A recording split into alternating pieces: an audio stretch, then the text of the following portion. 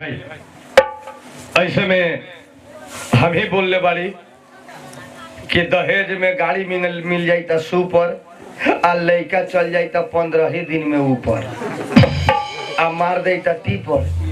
आ बाप हो जाई तो निपुतर। हमरे बोलल बा कि पहले दोंगा गावना होके शादी होके ओकरा बाद 1 महीना के बाद दोंगा होके, लेकिन बेटिया वाला होशियार बा कि राते भर में दोंगा गावना पलंग कुर्सी सब दे देता। काहे कि दहेज में गाड़ी देले बड़ी लड़का के कोनो गारंटी नहीं। ये हिसाब से दहेज में दिले बा, वो हिसाब से सब नया नया युग में चल रहा बा। अब मठ पर बजाई त दिल लेके भागल गुंडा सखी, दिलवा ले गेल पियर की फराक वाली, लेकिन एको गोड़ा के मुंह से सुनल दिलवा ले गेल पियर की चाइना के वायरस वाली। सबके दिल ओरिजिनल ले गेल बा त वायरस ले गेल बा, पियर की फराक वाली नहीं के ले रहे वायरस कि धनिक गरीब के मन सू गेल। घर में रहे तौनो डेढ़ा या बाहर रहे तौनो डेढ़ा, अभी तक ले डेढ़ाते बा। तो असली दिल लेके रहे वायरस वाली, तो ओकरा पर गिफ्ट निकल गेल पियर की फराक वाली। हमने के हंसी ले, एंजॉय ले डीजे में, डाइस में, रिकॉर्ड में, मोबाइल में बात निमन गीत गवे थे ओदेश पर मेरे दिलवा ले गेल पियर की फराक वाली। पियर की फराक वाली ना ले गेल बा, वायरस वाली ले गेल बा कि आज ले घर में एहू पर आफत कैले। असली दिल तो वो ले गेल कि आज ले चाउरो दाल पर आफत बा। निमन निमन लोग के घर में, हमरो घर में वैसन बात नहीं के, समझे वाला बात बा। असली ऊ बात है, आ एक कोनो गारंटी नहीं के 1 महीना के बाद में 24 घंटा वाला वायरस आ रहा बा, जौना में 50 बरस के बाद में ऊ बची ना। उम्र के हिसाब से बा, 50 बरस से टपल बा ऊ काम खत्म। आ ओकरा ऊ काहेला भेजले बा, बूढ़ा पिलसिन मत छापो। असली नेपाल में झगड़ा करवैता आ चूल्ही अलगा करवैता तब बूढ़ा पिलसी। अगर गलत बात हुई तो लोग अपना अपना मोबाइल में सेव करब, हम गलत बात न रहल। बाप मतारी न अलगा, मेहरारू पहले करावे मेहरारू, लेकिन अभी बापे मतारी अलगा कराला। एगो बाप बा जीविका रह जाए तो बीचे में दुनू ओरी खाई लड़ लाग के आ बूढ़ा पिलसिन आ जाए 8000 तो कहते छोटका हमरा न मिलत, तो जेड़का कहते 1 रुपया हमरो न मिलत, ऊ ले तो जौना के लहर चूल्ही आ लागे। असली सरकार अलगा करावे के व्यवस्था कर दिले बा बूढ़ा पिलसिन। 8000 रुपया से महीना में बूढ़वा के काम चले वाला नहीं के, यही बेर मर जाए तो 50,000 लाग जाए, लेकिन 8000 से कुछ होए वाला बा। आ निमन निमन घर में चूल्ही अलगा हो, तो ई सब ऊपर के राजनीतिक है। उल्टा जवन न सोचले बाड़ी तवने देखम, आ जवन न सोचले बाड़ी तवन सुनम, आ न देखले बाड़ी जवन देखम। जैसे में नायका में एगो वायरस में आयल विदेश से, वो अपना बाबू से कही जाके कहिया के दिन उतरला हुआ, तो कहते छोड़ ना दिन उतर गेल, वायरस खत्म होते तो मोबिलवा के नाच बना देबो। 2-3 गो स्कॉर्पियो। अब बाप रे, हम 3 दिन बर्दाश्त करे वाला ना बाड़ी। बरियतिया जाओ चाहे ना जाओ, टेम्पू बना के हम जाई छी। अरे तो हम तू कथी करे जबाऊ में दिन उतर गेले तो टेम्पू बना के हम जाई ताई। अब बमलक ना गांव के लोग अभी पढ़े तक तो भोज कहिया होई, ओकर बेटा का बियाह कब होई, तो ले लड़की बिदागरी होके सवेरे टेम्पू में टाटा टाटा टाटा टाटा कर रही।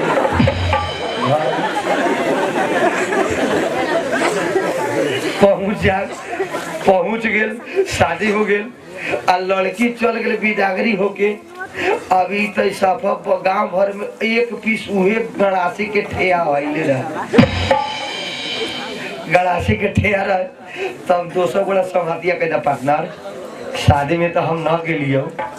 गे रहा अकेले 2-3 गोला से किंग। अब हम ससुराल में मानदान, दुनिया में सबसे ज्यादा हमारा मानदान। रात भर तो हम साफा बुझ ना कि स्वर्ग में बढ़ियो, तो पार्टनर वो कहते रे साला तो स्वर्ग में तो शादी कौन फिर कहले रे शादी भेल ही, तो तू बियाह कहले आ जब बरियात न गले तो तू जब ही कि न जब ही ए पार्टनर किंग करू छोड़ न दई एक बेर साल भर के बाद जब ना वायरस में बियाह कले बड़े जल्दी बियाह कर एक बेर आउ चल जो न तो वायरस खत्म होई कितना घर बदला गेल है। चलिए जो तक पार्टनर हमरा न मोटरसाइकिल बा न तेल बा आ न ढेउआ ओके दे 500 आ मोटरसाइकिल हमर हो बियान सवेरे ले चले 500 रुपया दे ले ओकरा मोटरसाइकिल दे दे आ ओकरा गाड़ी हाके के लूरे अब थरथराई पहुंचे था गेल 500 रुपया दिल तो 200 रुपया के कट पीस के लुगा के लेल सास ला आज 150 के तेल भरा ले बाचल 150 तो 50 रुपया के अपने भोला बोला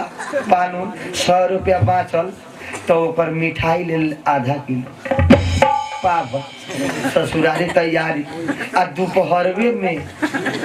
सब लोग जब या बियाह में जाले तो साँझ में न जाले कि चल रात हो गई तो कोनो लोग न देखी आ उ पुगे त 11 बजे दिने अब मोटरसाइकिल कहाँ कहीं देखते थे अब फला के दाम तो जाई थे हे हम तो देखो भी जाई तो एगो तो बियाह पाछा ताके लगे तो ले ओड़ा के बकरिए जाते थे हाँ करे तो लोग बकरी के कोट उधर डंड लेवल तैयार फला के मेहमान जाए दे होता ही ध्यान समझ अब बोला से वो साला कार के भेज कार के लोग बारी में रहे। अब जब आयल ससुर के दूरा पर उतर के उन्हें से घिसिए हुए ले आयल पेलवा और आके लगा दे स्टैंड खड़ा कर गाड़ी के आ जब खड़ा भेल तो अब तो सास देखते लागल लावल लेके कूद आ सही बात हो सास दामाद के जितना मान देवले वो अपन बेटा के न माने बेटा के दू घड़ी न देखी पतो के न देखी बेटी के न लेकिन दामाद आ गेल ऊपर वंश को चाहे लड़बस लेकिन सास तो ओकरा वही नहीं माना ले अब तो देखते मतलब ये कर डेंगे न धरा है सास के अब दमाद अब इहो साला वही में उबारी हुई इहो फूल के मौत बा माई हमर मन ही था जाके दोनों हाथ के जब माई जी प्रणाम जब बाप मतारी के कहियो प्रणाम न कर आए वायरसों में जितना बियाह कर ले जब सास ससुर के प्रणाम करते घरे रही तब बाबू आप ससुराल चल गए तब बाबूजी घरे रही तब माई या ससुराल चल जाई तब माई जी वो में जी लगा दे बुझा ले उहे पोस्टले पलने बजाने अभी कलयु के हिसाब से अब पुगल जब माई जी कहलक तो बुढ़िया यार सफर डेंग दी यहाँ से कौन पुड़िया करे कौन नहीं पुतली करे हमारे दामाद गुरु बाबा माई जी कह के गोड़ छू दे अब बाल्ला वाले का कूदे लग अब कही तो जाके घर में मेहमान लेके जाए अब बेटी वो किने पड़े तुम कहीं माई मेहमान डिगो खाए कोई नहीं जा खाए तो न बने पूरा गेलो कुर्सी दही तक जाओ कुर्सी न रहे बुरा ले जाके वो डीएपी के भल छीट ले रहा ले जाके बैठा अब डीएपी बुरा को बजे तो चुतर होगा ससुरारी में 19 पाट के छपर छपर कराई अब बोरवा बिछा दे बोरवा बिछाल तो ओकरा हौगा लगल न तो ओकर वो सारा तैका ढलान वाला रहा काटवा के पजरी ऊंच आ एने ओरियाले ओरी नीच बई घुसकौते बोरवा के नाली कले टाटवा ओरी अब तो दामाद बैठ गेल टाटोरी अब मेहमान बैठ गेल मन से पानी उनी चली गए खाए के व्यवस्था तो कहते माई कहाँ कुछ बनैले बड़ी भात रहे तो ओरा गेले बस के बात कैसे कथी बने ए बाबूला खिचड़ी बनैले रही है बाबूला खिचड़ी दे बुढ़वा ठुलो खाना खाओ पहले मेहमान के क्या पूछो है भूखा ले खिया दे अब मेहमान के हाथ में एक छिपा खिचड़ी धरा अब धरा गेल तब खिचड़ी जब धराल छिपा में तो टाटवा और मुँह चाहिए दे ये मेहमान भाई से अब तो छिपा रहे कांटा आय आधा छिपा खिचड़ी आधा मगर ऊपर बाकी रहे अब आधा छिपा खिचड़ी धरा गेल तब कही तक बुढ़िया बा खाली खिचड़ी है तरकारी उरकारी कुछ चोखा बने भांटा उठा न पूछो न हो आ टमाटर बता एक नींद दिली सब खत्म है ऐसा ठीक है तो कुछ हो तो अब कथी है हाँ घी 250 ग्राम घी लोग पा भर